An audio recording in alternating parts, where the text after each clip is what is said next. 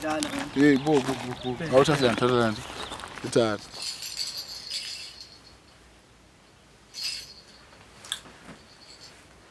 Hey, shona ke mama themba lami ngikubona nini. Hawu, ezihlahleni zikabani sona lezo themba lami zikubona kanjani ezihlahleni? Lotho sangisangilele lapha ngicebelekile ngikhululekile singakhuluma iphumile mbongo la.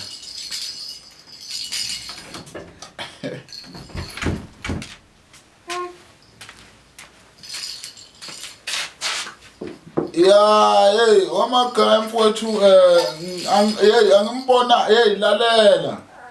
Angimbonanga usithole lapha emakhaya mfowethu ngizokuthiwa uphumile ekseni uhambile ulayisha impela. Ya ulayishile lapha nje umuntu okhona umina bese kubunkosikazi. Ya la nkosikazi ukhona nje lapha ngwami ungibhekile udale la unkosikazi bakithi uNtshosha ukhona. Yebo no akuhlupha makhaya mfowethu sizokhuluma izoba khona indlela mhlambe nje kusasa mne wethu. Wawethu wena kulungile mfowethu kulungile. Yebo nganeka kwethu awumadoda. Yebo mfowethu. Kuhamba kahle mina. Cha nkosikazi kuhamba kahle kakhulu. Angithi ngikhuluma magaya lapha ngichazela indlela ongiphethe ngayo.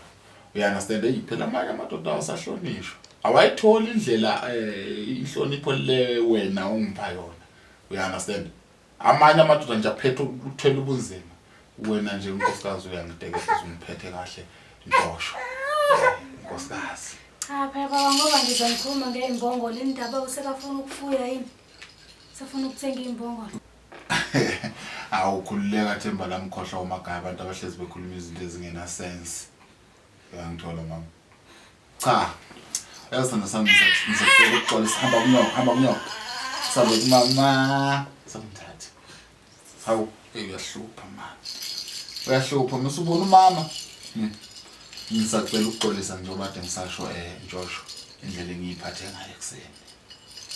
Ngiyaxolisa ibencane nje mangekho ibencane nje umthwalo wensimbi.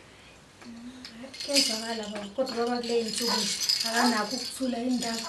Khona ngenzile nokho. Khululeka sithanda sami akukho konile. Akukho kwenzile ibencane sengiright. Mangekho sengiright umthwalo wensimbi Ntshosha. Awulinda mkhonto nsele yenduna. Awusengiright yazi ozala ubaba sijabule. Angeke ngalo nto uzaphinde kubone ngiyophela. Sawuphela.